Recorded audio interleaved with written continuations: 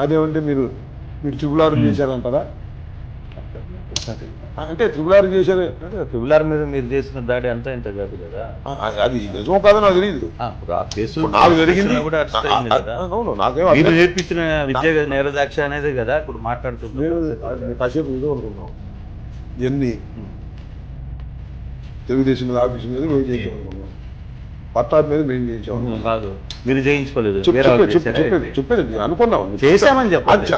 ఏమైనా చెప్తారు, ఏమైనా అర్థం ఉందా నాకు, నేను ఇన్వాల్వ్మెంట్ ఉందా అనుకున్నామని చెబుతున్నా. ట్రిబుల్ ఆర్ మేము కొట్టాం అనుకున్నాం, అనుభవిస్తున్నాగా. మీరు ఒప్పుకున్నారు ఆ చేసిన అనుభవిస్తున్నా అన్నారు. కాదు కాదు, నేను చెప్తున్నాను, నువ్వు ఆ రకమైన వాతావరణాన్ని క్రియేట్ తీసుకొచ్చారు కాబట్టి, ఏది ట్రిబుల్ ఆర్ను కొట్టారని, దాడులు చేశామని. అంబటి రాంబాబు గారు, మీ ప్రభుత్వంలో ఏం జరిగిందో నీకు తెలియదు అంటావు.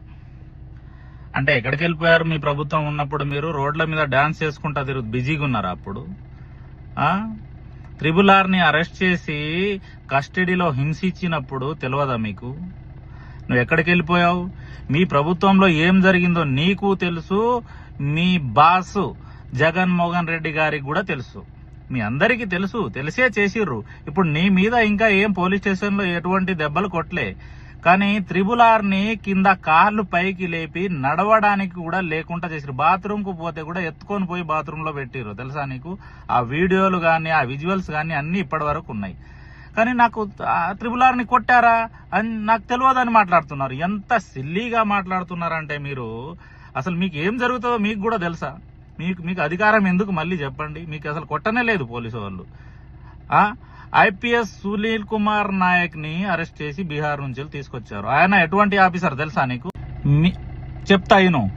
మీ ప్రభుత్వంలో మిమ్మల్ని మీ జగ్గుభాయిని చూసుకొని ఈ ఐపీఎస్ ఆఫీసర్ సొంత భార్యను కూడా వేధించి విడాకులిచ్చి, వృద్ధాప్యంలో ఉన్న అత్తమామలను కూడా వేధించి వాళ్లను కూడా అరెస్ట్ చేసి, నిజాయితీ పరుడైన వాళ్ళ బావమరిది ఐఏఎస్ ఆఫీసర్ ని కూడా మీ ప్రభుత్వం సహాయంతో ఆయనను కూడా అరెస్ట్ చేసిర్రు, వేధించిర్రు. తెలుసా మీకు? అది తెలియదా? అటు మీ ప్రభుత్వం అండదండలు లేకపోతే అప్పుడు ఈ అయ్యన్న పాత్రుని ఎందుకు అరెస్ట్ చేస్తారు? వాళ్ళని ఎందుకు ఇబ్బంది పెడతారు? వీళ్ళని ఎందుకు ఇబ్బంది పెడతారు చెప్పు? మీ ప్రభుత్వంలో చేసిన అన్ని దొంగ పనులు, లంగ పనులు, ఒక్కడి కూడా ప్రజలకు ఉపయోగపడే ఒక్క పని కూడా చేయలేదు. పైగా ఆర్ఆర్కి ఏం చేసిర్రో నాకు తెలియదు అని ఎంత సిల్లీగా చెప్తున్నారు. ఎందుకయా మీకు రాజకీయం చెప్పు?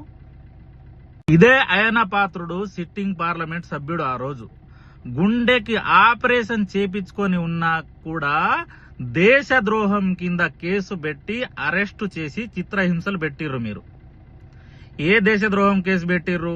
ఉన్నాయా?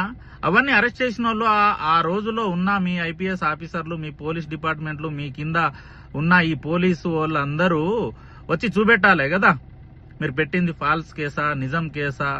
సరే, ఇప్పుడు మీరు పెట్టినప్పుడు కోర్టులో నుంచి వెళ్ళి చూసుకోవాలి, కోర్టు చెప్తుందని చెప్పారు కదా. ఇప్పుడున్న ప్రభుత్వం కూడా వాళ్ళు అరెస్ట్ చేస్తారు, నిజమా కాదా అనేది కోర్టు చూసుకుంటుంది. నిన్ను కూడా అరెస్ట్ చేసినప్పుడు నీ మీద కూడా చేస్తా వీడియో, ఎందుకంటే నీ డీటెయిల్స్ అన్ని పెట్టి నువ్వు ఏమేం మాట్లాడినావో ముందు వెనకాల అన్ని పెడతా, ఓకేనా? ముందైతే ఇది ఏం తెలియనట్టు కాదు, అన్ని తెలుసు. మీకు తెలిసే చేసిర్రు, మీకు మళ్ళీ అధికారం అనేది రాదు, గుర్తుపెట్టుకోండి.